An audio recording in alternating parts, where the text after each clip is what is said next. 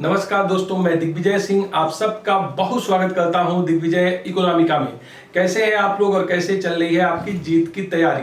दोस्तों आज के वीडियो में मैं बात करने वाला हूं करेंसी कन्वर्टिबिलिटी की, रूपी कन्वर्टिबिलिटी की। मैं इस वीडियो में ये बात करूंगा कि एक्चुअली करेंसी कन्वर्टिबिलिटी या रूपी कन्वर्टिबिलिटी का मतलब क्या होता है। हम करेंट अकाउंट कन्वर्टिबल और कैपिटल अकाउंट कन्वर्टिबल की बात करते हैं तो ये दोनों के क्या क्या मायने होते हैं। मैं ये भी बताऊंगा आपको कि भारत की करेंसी क्या फुल्ली कन्वर्टिबल है या फिर पार्शियल कन्वर्टिबल। तो ये वीडियो बहुत ज्यादा इंपॉर्टेंट होने वाला है, इस वीडियो को बिल्कुल लास्ट तक देखिए। और दिग्विजय इकोनॉमिका को अगर आपने सब्सक्राइब नहीं किया तो दिग्विजय इकोनॉमिका को सब्सक्राइब करिए, क्योंकि इकोनॉमिक रिलेटेड सबसे ऑथेंटिक मटेरियल और वीडियो आपको हम प्रोवाइड कर रहे हैं। इकोनॉमिक्स का मतलब है दिग्विजय इकोनॉमिका। दोस्तों यहां पे देखिए हम करेंसी कन्वर्टिबिलिटी की बात कर रहे हैं, रूपी कन्वर्टिबिलिटी की बात कर रहे हैं। बहुत से लोगों को यह लगता है कि करेंसी कन्वर्टिबिलिटी का मतलब है कि एक देश के होम करेंसी को रेस्ट ऑफ द वर्ल्ड के करेंसी में कन्वर्ट करना ही करेंसी कन्वर्टिबल है। यद्यपि यह पूरी तरह से सत्य नहीं है। अगर आपको करेंसी कन्वर्टिबिलिटी या रूपी कन्वर्टिबिलिटी को समझना है तो आपको दो चीजें इसमें बहुत ही इंपॉर्टेंट है जो ध्यान में रखनी चाहिए। नंबर वन, कि एक देश के करेंसी को किन करेंसियों में कन्वर्टिबल की बात हम कर रहे हैं, या फिर हमारी देश की जो डोमेस्टिक करेंसी है वो किन किन देशों के करेंसियों में बदलेगी, पहला चीज। और दूसरा कि अगर हम डोमेस्टिक करेंसी को इंटरनेशनल करेंसी में बदल ले रहे हैं तो हम किस रेट पे उसको बदलने की बात कर रहे हैं। अगर ये दो चीजें आपको पता है तो नो डाउट आप बहुत अच्छे से समझते हैं कि करेंसी कन्वर्टिबिलिटी क्या है, रूपी कन्वर्टिबिलिटी क्या है। दोस्तों अगर मैं इंडिया की बात करूं तो अगर भारत की करेंसी आईएमएफ के जितने भी मेंबर देश नेशंस हैं उनके करेंसियों में बदल जाए तो ये करेंसी कन्वर्टिबिलिटी कहलाएगा। करेंसी कन्वर्टिबिलिटी का मतलब सिर्फ इतना ही नहीं है कि किसी देश के एक करेंसी को इंटरनेशनल एक्सेप्टेड करेंसी में बदलने की सुविधा करेंसी कन्वर्टिबिलिटी है, नहीं।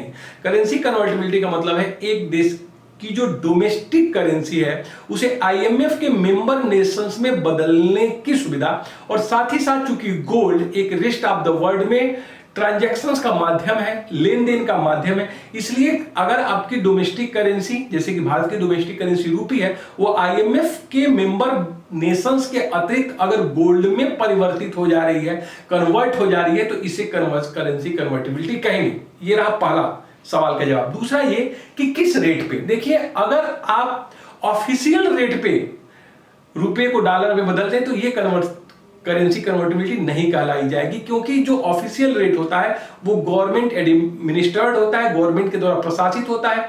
जब मैं करेंसी कन्वर्टिबिलिटी की बात करता हूं तो इसका साफ साफ मतलब ये होता है कि जब हम अपने देश की करेंसी को दूसरे करेंसी में उस रेट पे बदलें जो कि इंटरनेशनल मार्केट में चल रहा है। इसका मतलब जो मार्केट डिसाइड रेट है उस पे बदलने की जो प्रक्रिया है वो करेंसी कन्वर्टिबिलिटी होगी। कहने का मतलब क्या है दोस्तों, अगर मान लो कि भारत की रुपया है और यूएस की डॉलर है। अगर मैं कह रहा हूं कि भारत का रुपया डॉलर में कन्वर्ट हो रहा है लेकिन उस रेट पे हो रहा है जो कि मार्केट ने डिटरमाइन की है, जैसा कि मैंने पहले आपको मैं बताया हूं कि एक्सचेंज रेट कैसे डिटरमाइन होता है। एक्सचेंज रेट डिटरमाइन होता है करेंसी के डिमांड और सप्लाई के द्वारा, डॉलर के डिमांड और सप्लाई के द्वारा। अगर हम रुपए को उस रेट पे डॉलर में बदल लें जो मार्केट ने डिटरमाइन किया है तो उसे आप करेंसी कन्वर्टिबिलिटी कहेंगे। लेकिन अगर हम रुपए को गवर्नमेंट के द्वारा बनाए गए रेट पे बदलें तो ये करेंसी कन्वर्टिबिलिटी नहीं होगी। जैसे मान लो कि इस समय डॉलर और रुपए के बीच की कीमत जो मार्केट के द्वारा डिटरमाइन है वो 74 रुपीज है, लेकिन अगर गवर्नमेंट ये बोले कि $1 बराबर 100 रुपए पे कन्वर्ट होगा, तो दोस्तों अगर हम मार्केट के द्वारा डिटरमाइन रेट पे कन्वर्ट नहीं कर पा रहे हैं तो इसे आप करेंसी कन्वर्टिबिलिटी नहीं कहेंगे, रूपी कन्वर्टिबिलिटी नहीं कहेंगे।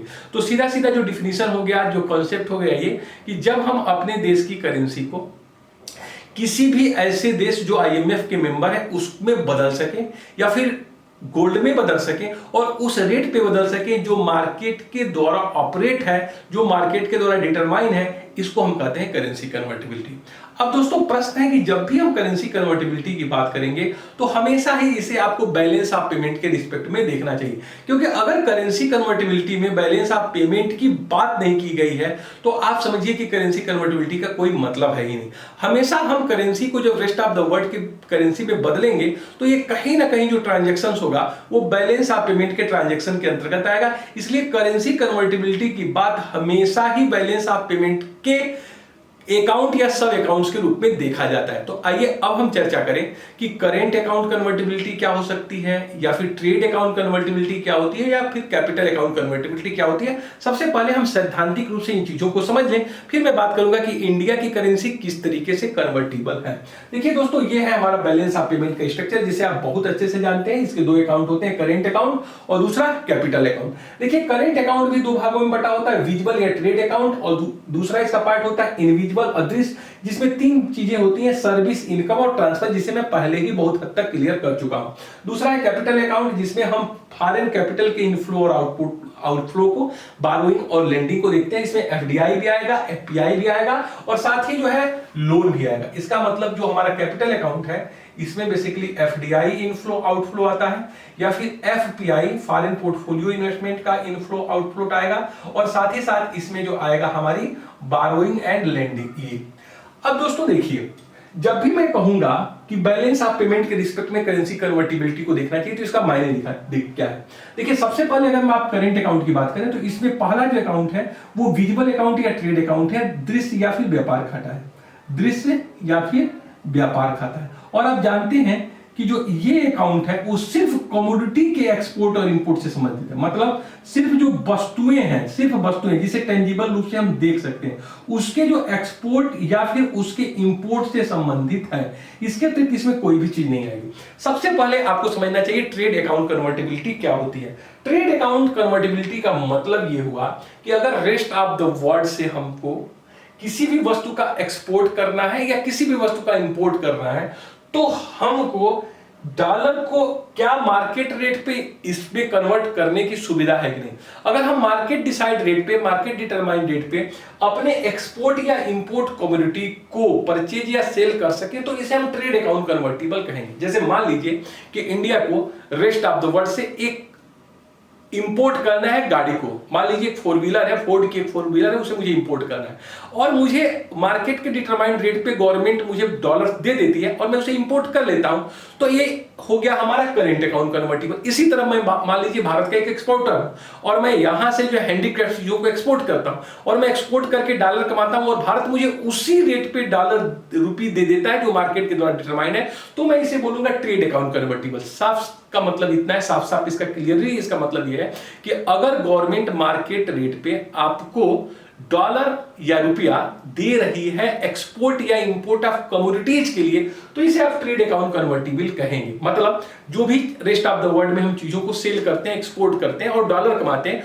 उस डॉलर के बदले मुझे रुपया मिले मार्केट के द्वारा डिटरमाइंड रेट पे, जो $1 = 74 रुपीज है। या फिर मैं अगर रेस्ट ऑफ द वर्ल्ड से किसी तरह का इंपोर्ट करना चाहूं, तो भी मुझे डॉलर गवर्नमेंट प्रोवाइड कर दे अपने अथराइज्ड डीलर के माध्यम से, ताकि मैं उस चीजों का इंपोर्ट कर पा लूं, और इसमें किसी तरह का रिस्ट्रिक्शंस ना हो। ऐसा नहीं हो कि गवर्नमेंट ये बोल रही है कि आप सिर्फ 10 गाड़ियां ही इंपोर्ट कर सकते हैं, उसके बाद जो आपको डॉलर चाहिए तो मैं आपको महंगे रेट पे दूंगा, तो इसका मतलब ये करेंसी कन्वर्टिबिलिटी नहीं हुई। जब आपको पूरी तरीके से एक्सपोर्ट या इंपोर्ट के लिए मार्केट डिटरमाइंड रेट पे डॉलर या रुपया मिल सके, तो इसको हम बोलेंगे दोस्तों करेंट, इसको हम बोलेंगे ट्रेड अकाउंट कन्वर्टिबिलिटी। अब देखिए, जब पूरी करेंट अकाउंट कन्वर्टिबिलिटी की बात करेंगे, तो इसमें ट्रेड के साथ साथ सर्विसेज, इनकम और ट्रांसफर, अगर ये सभी चीजों के लिए गवर्नमेंट अपने अथराइज्ड डीलर के माध्यम से आपको मार्केट के द्वारा डिटरमाइंड रेट पे डॉलर या फिर रुपया दे दे, डॉलर के अगेंस्ट रुपया और रुपया के अगेंस्ट डॉलर दे दे, तो इसे आप कहते हैं करेंट अकाउंट कन्वर्टिबिलिटी। जैसा कि इंडिया में आप जानते हैं कि करेंट अकाउंट कन्वर्टिबिलिटी, इसका मतलब क्या हुआ? इसका मतलब दोस्तों ये हुआ कि अगर मान लो कि मुझे यूरोप घूमने जाना है और मैं जब मांगता हूं डॉलर, क्योंकि वहां रुपया काम नहीं करेगा, तो गवर्नमेंट बिना मुझे रोक टोक के मुझे घूमने के लिए दे दे, मुझे मूवी शूटिंग करने जानी है उसके लिए मुझे दे दे, मैंने अपने बच्चे को पढ़ने के लिए यूएस भेजा हुआ है, ब्रिटेन भेजा है, उसके लिए दे दे।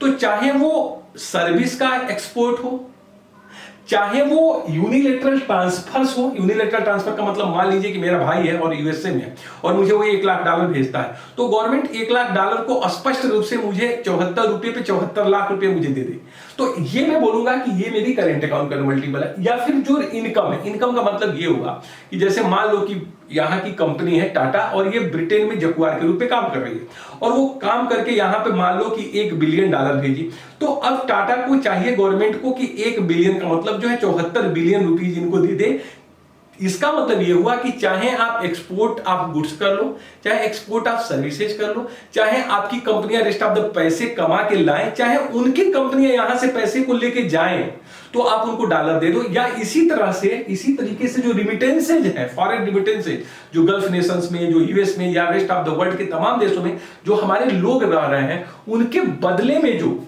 चीजें मिले हमको, जो वो लोग ट्रांसफर करें मनी को, उसके बदले में मुझे रुपया मिल जाए मार्केट के द्वारा डिटरमाइंड रेट पे, तो इसे हम बोलेंगे दोस्तों करेंट अकाउंट कन्वर्टिबिलिटी। तो साफ साफ मतलब आप समझिए कि ट्रेड अकाउंट कन्वर्टिबिलिटी का मतलब क्या है कि वो चीजें जो ट्रेड अकाउंट में आती हैं, और ये सिर्फ वस्तुओं के आयात और निर्यात से संबंधित चीजें आती हैं जो आप जानते हैं, उसके बदले में अगर डॉलर के बदले रुपया और रुपया के बदले में डॉलर मिले, तो इसे हम ट्रेड अकाउंट कन्वर्टिबिलिटी बोलेंगे। दूसरा पार्ट हुआ इनविजिबल में मतलब हमारा सर्विस का एक्सपोर्ट हो, इंपोर्ट हो, तो मुझे डॉलर के बदले रुपया और रुपया के बदले डॉलर मिल जाए। या फिर जो प्राइवेट रिमिटेंसेज हो, उसके बदले में पूर्णतः रुपया मार्केट द्वारा डिटरमाइंड रेट पे मिल जाए। या फिर जो इनकम है, मेरी कंपनियां वहां से पैसा कमा के लेके आती हैं, उनकी मल्टीनेशनल कंपनियां यहां से पैसे को कमा के ले जाती हैं, अगर ये पूर्णतः मार्केट के द्वारा डिटरमाइंड रेट पे मिल जाए, तो इसे हम बोलेंगे current account convertibility. Capital account convertibility का मतलब क्या हुआ कि वो तमाम चीजें जो कैपिटल अकाउंट के अंतर्गत आती हैं, वो जो है मार्केट डिटरमाइंड रेट पे जो है उसका ट्रांजैक्शन हो सके। इसका मतलब क्या है? एफडीआई, मान लो कि यहाँ की टाटा की कंपनी बड़े पैमाने पे रेस्ट ऑफ द वर्ल्ड में पैसे को निवेश करना चाहती है, तो गवर्नमेंट उनको रुपए के बदले में डॉलर दे दे। या फिर आप ये समझिए कि मुझे अमेरिका में जमीन खरीदना है, घर खरीदना है, तो मुझे पूर्णतः रुपये दे दे। यहां पे जो फॉरेन पोर्टफोलियो इन्वेस्टमेंट है, इसका मतलब मैं रेस्ट ऑफ द वर्ल्ड के शेयर मार्केट में पैसा लगाना चाहता हूं, तो मुझे डॉलर मिल जाए। या फिर बारोइंग और लेंडिंग जो भी मैं करना चाहूं, अगर मुझे मार्केट डिटरमाइंड रेट पे मिल जाए, तो इसको हम कहूंगा दोस्तों कैपिटल अकाउंट कन्वर्टिबिलिटी। साफ साफ समझिए कि अगर हम लोकल फाइनेंशियल एसेट्स को इंटरनेशनल फाइनेंशियल एसेट्स में और इंटरनेशनल फाइनेंशियल एसेट्स को लोकल फाइनेंशियल एसेट्स में मार्केट के द्वारा डिटरमाइंड रेट पे पा जाए या फिर दे दें, तो इसी को हम कहेंगे कैपिटल अकाउंट कन्वर्टिबिलिटी। मतलब बिना किसी रोक टोक के भारतीय कंपनियां जितना चाहे उतना रेस्ट ऑफ द वर्ल्ड में अपने जो है फाइनेंशियल एसेट्स को बना ले, वहां के लोग जितना चाहे यहां पे आ जाए। अगर ये पूरी तरह से सुविधा दे दी जाए एफडीआई के ऊपर, एफपीआई के ऊपर, तो इसको आप कहते हो कैपिटल अकाउंट कन्वर्टिबिलिटी। बिना किसी रोक टोक के आप जितना चाहे उतना पैसे को बाहर ले जाओगे। जो एक बेसिक डिफरेंस होता है करेंट अकाउंट और कैपिटल अकाउंट कन्वर्टिबिलिटी में, उसको जरा समझ लीजिए।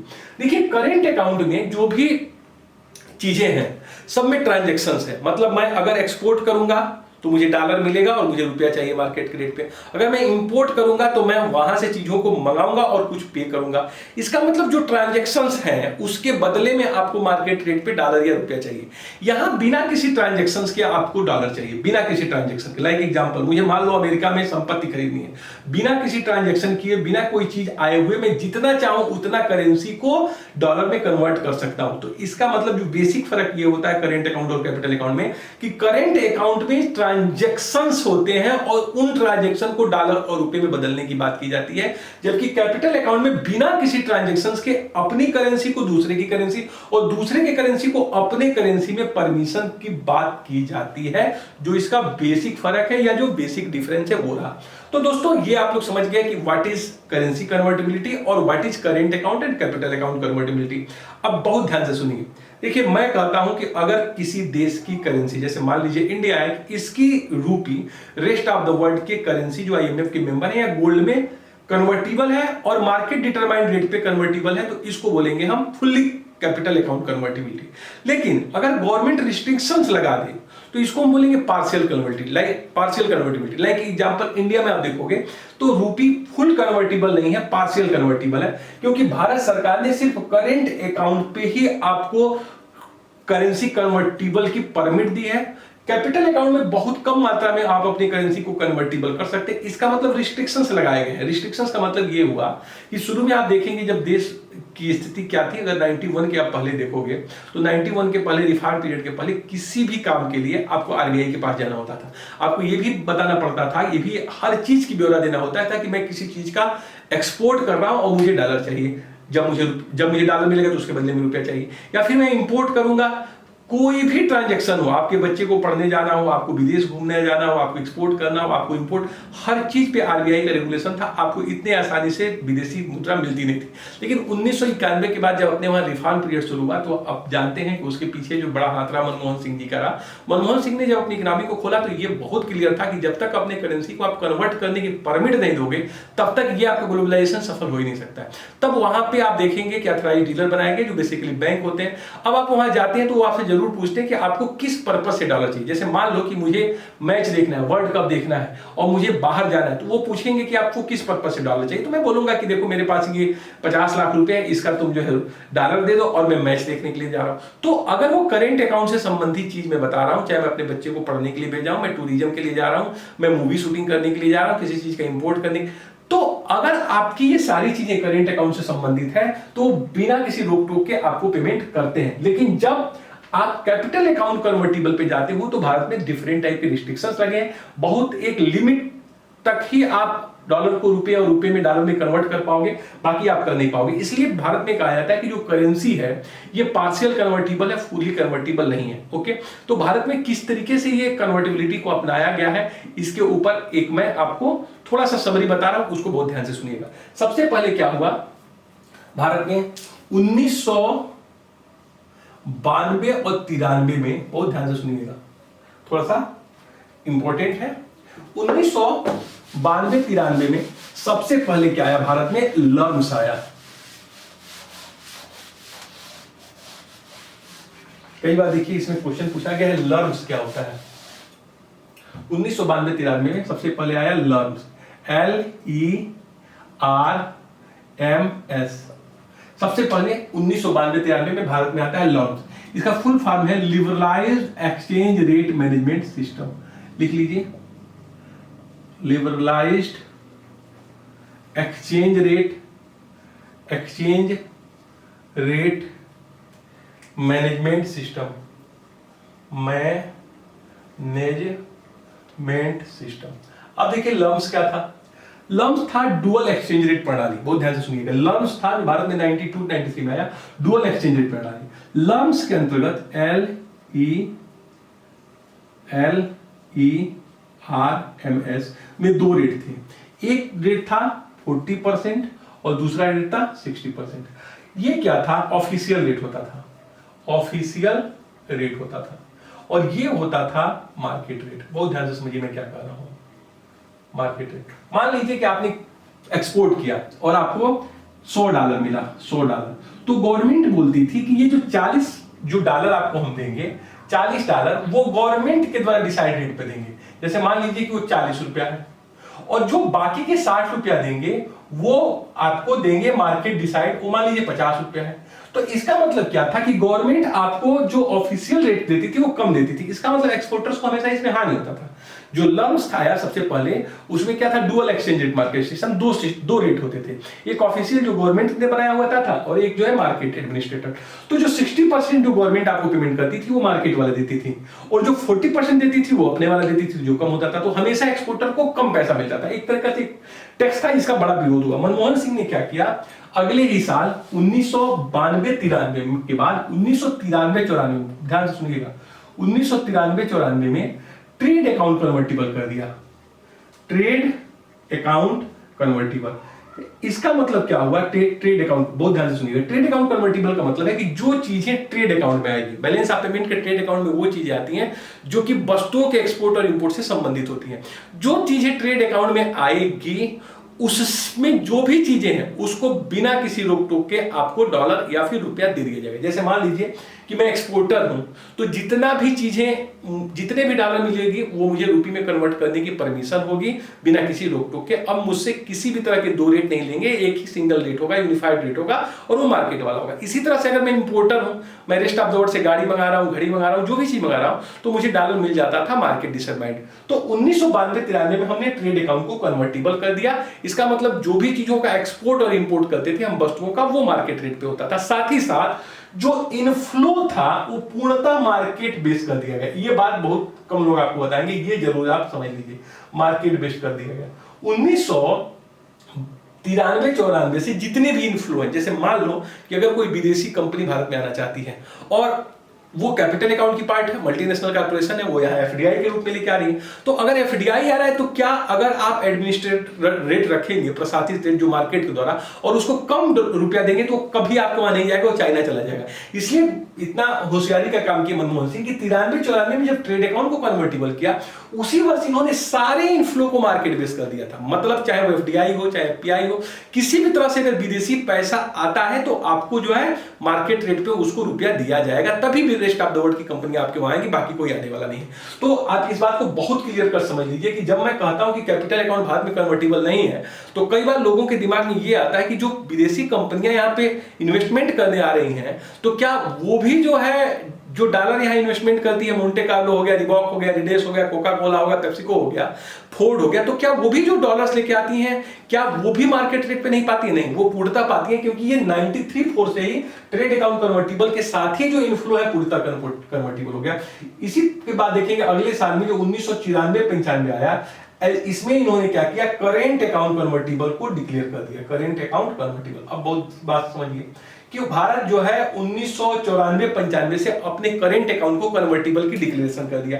अब आप देखिए कि बैलेंस ऑफ पेमेंट के करेंट अकाउंट में जो भी चीजें आती हैं, चाहे वो वस्तुओं के निर्यात और आयात से संबंधित हो, या फिर सर्विसेज के एक्सपोर्ट इंपोर्ट से संबंधित हो, चाहे वो यूनिलेटरल ट्रांसफर हो, रेस्ट ऑफ द वर्ल्ड के हमारे लोग यहाँ भेज रहे हो, या रेस्ट ऑफ द वर्ल्ड के जो लोग यहाँ हैं वहां पे अपने पैसे को ले जाए, चाहे मल्टीनेशनल कंपनियां यहाँ से पैसा कमा के रेस्ट ऑफ द वर्ल्ड को अपने भेजें, या फिर अपनी कंपनियां वहां से पैसा लेके आए, तो किसी तरह का ट्रांजेक्शन हो, चाहे मैं मूवी देखने के लिए जाऊं, चाहे मैं वहां मूवी बनाने शूट करने के लिए जाऊं, चाहे अपने बच्चे को भेजने के लिए, चाहे टूरिज्म, कोई भी चीजें जो करेंट अकाउंट से संबंधित है, अब आपको बिना किसी रोक टोक के आराम से मिल जाता है उस रेट पे जो कि मार्केट ने डिटरमाइन किया। इसलिए कहा गया कि भारत जो है 1994-95 से करेंट अकाउंट को कन्वर्टिबल कर दिया। जब भारत ने करेंट अकाउंट को कन्वर्टिबल किया तो एक तरीके से समझिए आपकी इकोनॉमी काफी हद तक खुल गई। अब प्रश्न था कि क्या भारत ने कैपिटल अकाउंट को कन्वर्टिबल कर दिया जाए क्या? देखिए, जो ही इस पे आया कि कैपिटल अकाउंट को कन्वर्टिबल कर दिया जाए, नेक्स्ट लेक्चर इसके ऊपर ही मैं लूंगा।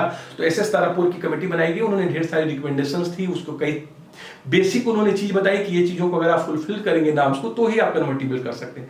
बाकी भारत में अभी भी कैपिटल अकाउंट कन्वर्टिबल नहीं है। कुछ हद तक आप लोकल फाइनेंशियल एसेट्स को इंटरनेशनल फाइनेंशियल एसेट्स में और इंटरनेशनल फाइनेंशियल एसेट्स को लोकल फाइनेंशियल एसेट्स में कर सकते हैं। या फिर आप कहिए कि अगर भारत में कैपिटल अकाउंट पूर्णतः परमिट होती तो विजय माल्या साहब पूरी अपनी एसेट्स को रेस्ट ऑफ द वर्ल्ड में कन्वर्ट कर लिए होते, यहां से उनका कोई रिश्ता ही नहीं होता। सारा सुब्रता यहां से पूरी संपत्ति को रेस्ट ऑफ द वर्ल्ड की संपत्ति में चेंज कर दिए होते, कोई भी इनको यहां पर। तो भारत में अभी भी आप देखोगे कुछ लिमिटेड मात्रा तक ही कैपिटल अकाउंट में कन्वर्टिबल है, बाकी की भारत में करंट अकाउंट पूर्णतः कन्वर्टिबल है। और अगर कैपिटल अकाउंट कन्वर्टिबिलिटी होती तो बिना किसी रोक टोक के आप डॉलर को रुपए और रुपए को डॉलर में बदल देते, आपको उसमें कोई प्रयोजन की बात ही नहीं होती, ट्रांजेक्शंस की बात ही नहीं होती। मैं बता देता कि अमेरिका में मुझे संपत्ति खरीदनी है, मेरे रुपए को डॉलर में कन्वर्ट कर दो, मुझे रेस्ट ऑफ द वर्ल्ड में कहीं भी इन्वेस्टमेंट करना है, मुझे कंपनी खोलनी है, तो भारत सरकार दे देगी। बाकी इस समय तक आप देखेंगे जो भारत ने जो है इंपिरिकल स्टडीज किया या फिर जो एशियन टाइगर्स की स्थिति जो देखा आपने कि वहां पे कैपिटल अकाउंट कन्वर्टिबिलिटी के बाद क्या हालत हुए, उन तमाम चीजों को देखते हुए भारत सरकार ने डिसीजन किया